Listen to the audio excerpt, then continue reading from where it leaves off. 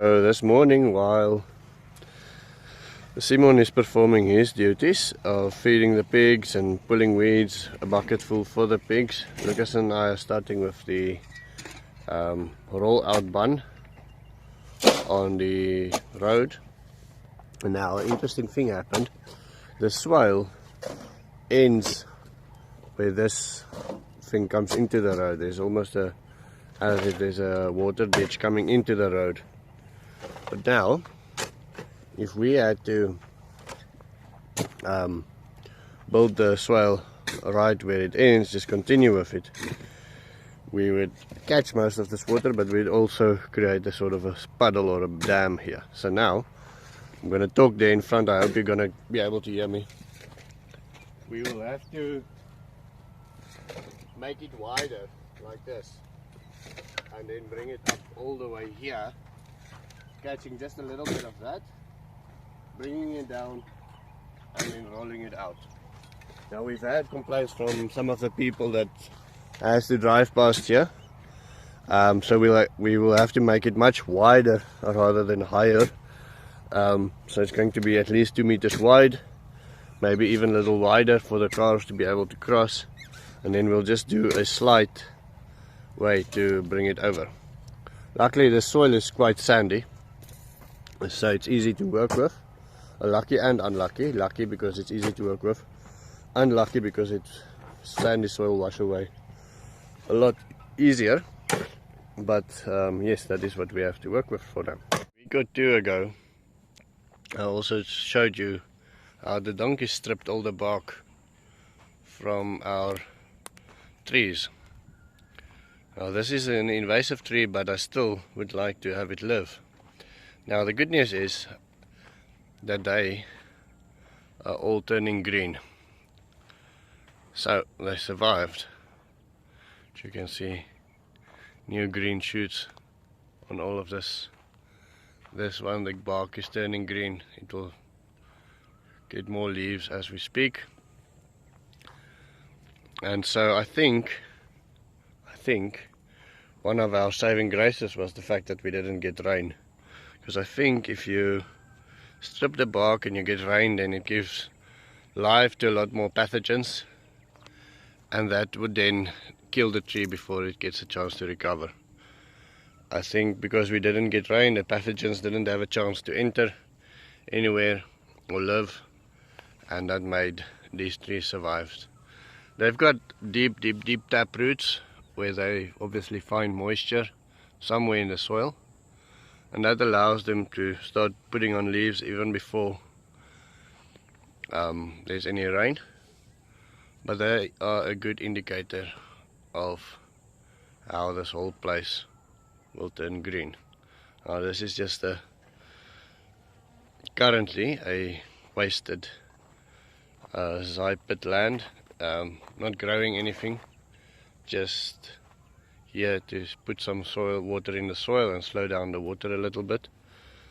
But just behind that is our food forest, and I tried to get some images from Google Earth this morning to put on my videos, but you can already start seeing the changes on Google Earth about what we're doing.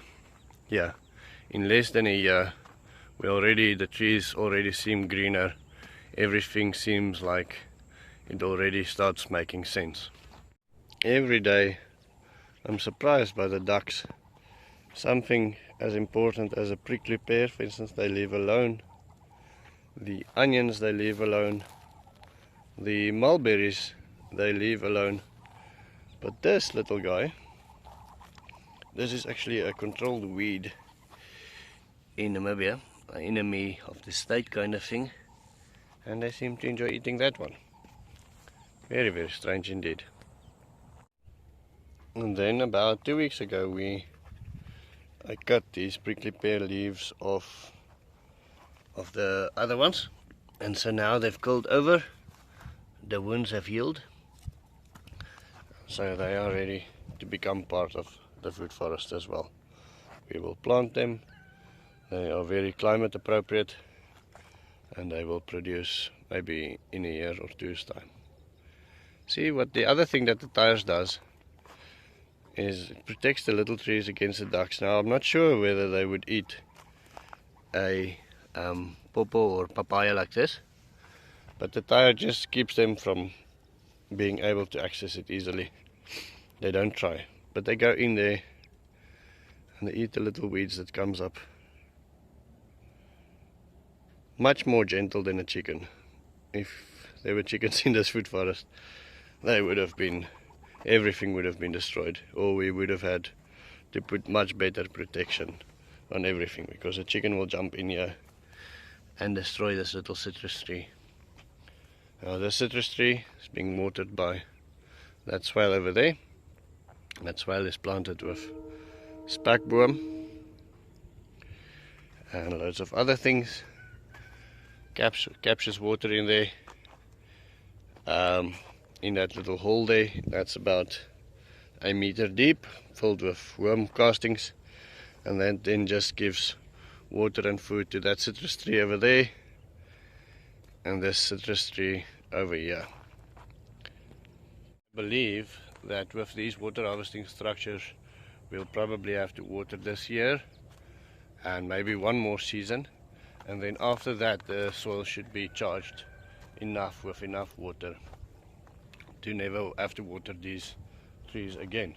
Obviously we'll have a look and see, you know, if it looks like they are struggling, we'll water them for another season or so on. But we've changed now to more climate appropriate trees, stayed away from mangoes. We will probably not plant papayas again if they don't survive this season. Moving to things that can take cold, peaches and cherries and all kinds of stone fruit, and then local fruits as well, even though they don't have as much of a market value. We'll probably start adding a lot more native species as well, just because they survive. That's the main thing, and a lot of them are very useful. If you don't want to sell them, if you just want to use them for yourself, then they are also a very useful plant. Then I received a comment saying, "Hey mate, how do you put out your swales and how do you know where the water will flow?" Now I want to walk along this swale and show you some things that I haven't seen on permaculture videos yet. I'm sure it is somewhere, I just haven't seen it yet, and then just explain to you the thinking. So what you can remember about water is that it wants to remain flat. So when, for instance, you go across a ditch like that, you will have a part that is deeper, and then when you go back on contour you'll have a part that is shallower, but the water will remain flat. So you try to put your swale on contour, but every now and then, sorry, I'm just passing these fertility pits. It's another fertility pit.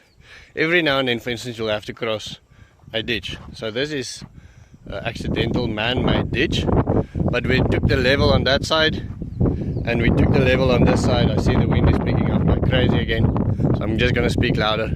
And then we went across the ditch. Same thing here. We took the level on this side and we took the level on that side. Go across the ditch. Then you'll go deeper and then you'll go shallower again. Now if I wanted to stay on contour, this swale would have gone all the way up across my scrapyard there and then came back again over here. Now I wanted to have deeper and shallower spots, so I went across the ditches. One of the reasons is because this swale is quite high in my land. If I would follow contour, I'd probably leave the land, which I didn't want to do. And I wanted to have places where the children can swim and sort of concentration spots. So this is on contour all the way. And then you can make mistakes if you go by eye level. So I would seriously recommend using a dumpy level or a laser level or a pipe level. I'll explain that to you now. So this, for instance, was a ditch that I dug by my eye, and obviously this is a waste. When I say I dug it, Lucas dug it. Lucas did all the work and it's for naught, because I didn't have a level at that stage, and I said, no man, we'll just eyeball it. I'll just make it deeper if it's not deep enough. Anyway, so here we went across a natural ditch again. We took the level on that side and we took the level on this side. Now on both sides you'll probably get about knee-high water, but when you are in here you'll get about shoulder-high water. So as soon as the water turns flat. Again, the reason why I wouldn't recommend that little triangle level that the permaculture guys talk so good about for a swale is simply because your allowances isn't great enough. You struggle to go across ditches and across things when you only have a meter or two to play with. So if you want to do a dead, if you have a very flat piece of land and there's no ditches and nothing to cross, no deep parts to cross, then that thing can work. But if you want to cross any sort of significant ditch, then use another level. Most basic is a clear pipe filled with water, held up at both ends. I'll see if I can find a picture of that. Right, and then because water goes down, you when you want to exit your swale or when you want to move water, you simply go up in your land. So there was supposed to be a capture point from the road, and so if you check on this side, I'll slow down a little bit, this is about hip as high as my hips, but when you go to this side the land goes up, and so if you go up in the land you can lower your bank because the water will run downwards and you might even end up with something just as high as a little shovel, barely noticeable little swale. And that is basically the way you enter and exit the swale. You lift your swale up in the landscape and then you find a contour level where it can exit. Now if I lift my rest of my swale up, this could be an exit point, but I don't want the water to exit on this side. I rather want the water to exit on that side. So in that way I hope I answered your questions. Thank you very much for commenting, and I will see you tomorrow.